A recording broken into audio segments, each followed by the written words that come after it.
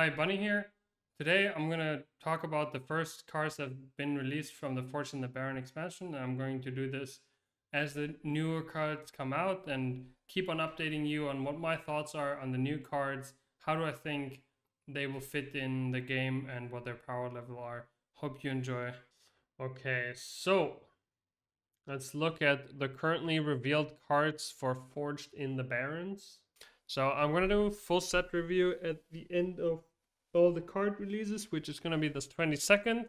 But I think every second day I'm going to do a little bit of a review of the cards that we currently have revealed, give my opinion on them. Usually I like to just do it at the end because it's better to see the whole set at the end. But for now, I just want to give my first impressions a little bit, and I'm going to put them up on YouTube as well. Let's have a little bit of a look at what we have here first, and we'll start it like always with Demon Hunters. First up, we have a Fel card. So we haven't really learned too much about what the schools do. We know that there's some synergies where certain effects and certain spells are only affected if they're belonging to the right spell school that we have highlighted here. This one's Fel. But okay, first we have a 2-mana Sigil of Flame. At the start of your next turn, deal 3 damage to all minions. To all minions. So that even includes your own. It's a very interesting AoE. It's like Doomsayer was removed from the game. So this is a very, at least if you play it like on 2 mana, this is a very Doomsayer-esque effect that you might be able to use in something like Big Demon Hunter if you try to stall against opponents' big boards. The way that this works nicely is because it not only destroys your opponent's current board, but also keeps him from developing your next board. And it even works kind of better than Doomsayer in a way because, well, this can't be interacted with. Doomsayer you could interact with, right? You could kill it somehow, you could silence it. This one you cannot interact with. Your opponent plays this, and if you're a board-centric deck, you're going to have to take the turn off. And we know that Doomsayer is a very powerful effect in general because it lets you grab board before your opponent does and lets you grab initiative. So this card looks really, really strong. Of course, it has to find a deck in which it fits. We'll see. So it looks like something that could even fit in like current OTK Demon Hunter, something where you ignore the board for a little bit and then pop off later. So this card I think has a lot of potential to be included in some of the further decks. Pretty good card. Like I said, I'll do the rating of the cards later on when I do the full set review, because I think not knowing full synergies of cards does you not fully appreciate their potential or overestimate how good certain cards are going to be. But I think this by standalone is a pretty decent card for all the decks that don't have any early board, and it's a really good replacement for something like Doomsayer. Next up, 3-mana 3/3 Death Rattle. Summon a Death Rattle minion that costs 4 or less from your hand. In order to properly evaluate this card, you would have to see how many Death Rattle minions that cost pretty much exactly 3 or 4 you would play. This obviously can pull itself from the hand, so it works a little bit like what was the name of the card? 4-mana 3/4 demon that pulled a demon from your hand. Voidcaller, that's the name. It's very much like Voidcaller in that aspect, but of course it's capped at 4 mana, so it can't have a super powerful effect like Voidcaller used to have sometimes, where you just get out a Void Lord. This card looks pretty strong. I don't really see current Death Rattle synergy in Demon Hunter being strong. The only thing that I do see is you play... I don't know how this would work, but you could play this on 3 as a 3/3. Your opponent might not want to trade into it. And on 4, you could play the minion that makes one of the next demon in your hand cost 2 less.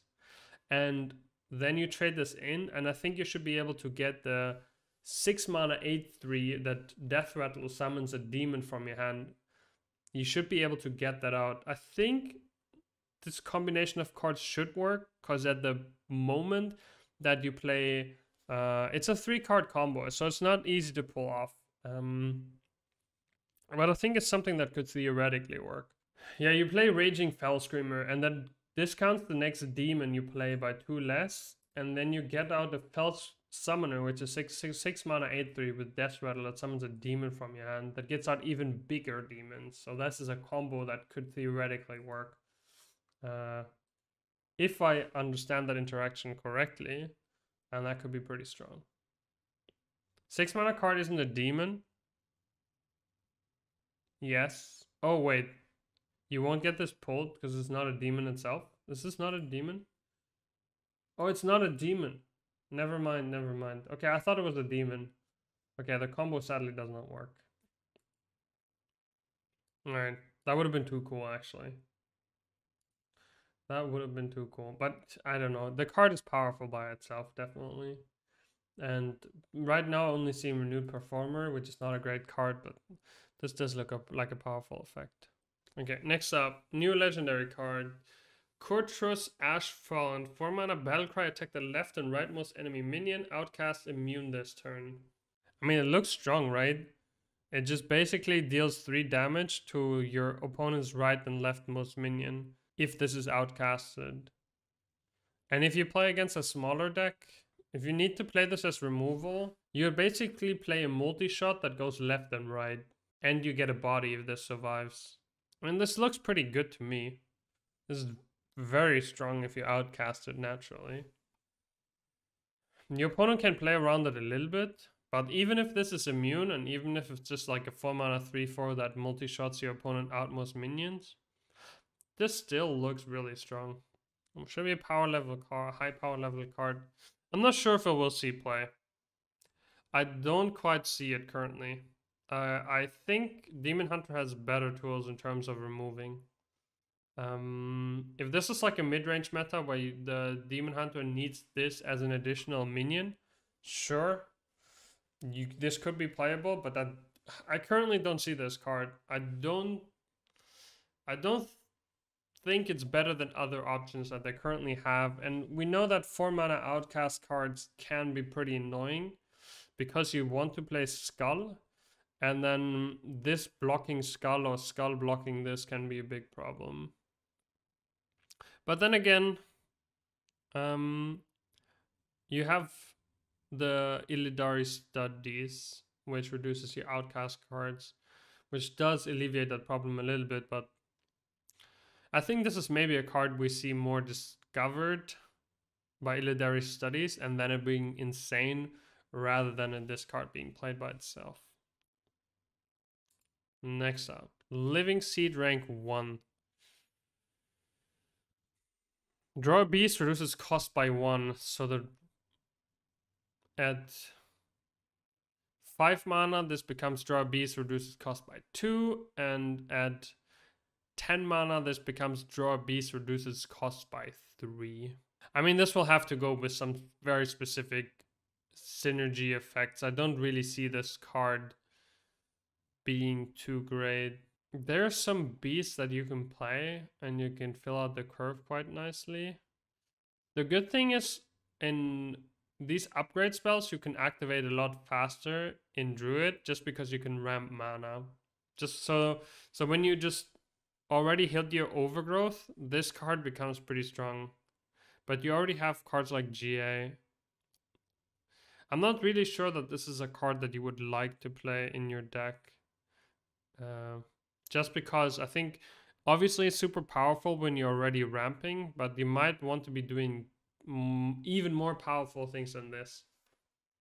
So yeah, we'll see. I'm not blown away by this card. Mark of the Spike Shell. 2 mana Mark of the Spike Shell. Give a minion +2/+2. If it has Taunt, add a copy of it to your hand. I don't see it. Next off, 7 mana 7/6. Rush Frenzy. Transform into a 6/7 coda with Taunt. So you play this, you preferably value trade something with 5 attack. This becomes a 7/1. The Frenzy gets triggered and you get a 6/7 coda with Taunt. If I just take this card and compare it to the card we currently have in Demon Hunter, which is a 8 mana 9/5 with Rush, the Coilfang Warlord. that Death Rattle summons a 5/9 Warlord with Taunt. This just costs 1 mana. And I think Coilfang Warlord is a better card. Just by stats alone. Because I think the Frenzy stuff is great. But if you really have to rush quite a big minion, and you don't kill this off. So I think this is worse. Unless there's some beast synergy that makes this great, I don't quite see this card being good enough. Next up, Sunscale Raptor. Frenzy, shuffle a Sunscale Raptor into your deck with permanent +2/+1. Okay, so whenever this minion survives damage, so this is only if it survives damage. This is a card that is really interesting together with Dire Frenzy, because Dire Frenzy is rotating back into the game. So if you get to play Dire Frenzy on a minion like this, and you get to reshuffle and reshuffle and reshuffle and get even bigger minions into your deck all the time, this is something that would do really nicely in some sort of mid-range hunter build. Just even this being a 1 mana 1/3 beast can totally be fine. The only problem I see with this is that this card shuffles very low impact cards. Remember back to when we had Hunter Quest that shuffled 3/2s into your deck that drew a bunch of cards, and it was just straight up garbage. I feel like even if you get overstated minion, if you don't have the necessary card draw in your deck to be able to pull off a combination like this might be too slow. But a 1 mana 1/3 body we've seen on Diremol was pretty good for mid-range hunter decks with Dire Frenzy, just because we had like a decent body to be able to scale card stuff. Like we have Don't Feed the Animals. This a corrupt card that gives all beasts in your hand, makes them stronger. There's some other beast synergy cards like Scavenger's Ingenuity, right, that are still going to be remaining in the game. So regarding Beast Hunter, this card will always be a staple. Even if you remove the text here completely and just call the Diremol, you would still play it. Alright, 2 mana 2/3. After you cast a spell, summon a 1/1 Hyena with Rush. I don't see this being great right now, but depends on spells you want to run in Hunter. I mean, I probably wouldn't include this card in my deck. Next up, 2 mana 2/2, summon a 2/2 beast with Rush. Upgrades when you have 5 mana, and the upgrades are a 4/4 and a 6/6 with Rush. I don't really know what I'm supposed to think of these upgrade cards. A 2/2 beast with Rush is bad. How's a 4/4 beast with Rush? It's pretty good. I mean, you'd play this in Zul'jin Hunter, but obviously Zul'jin doesn't exist anymore. I don't think this card is good enough, but I'm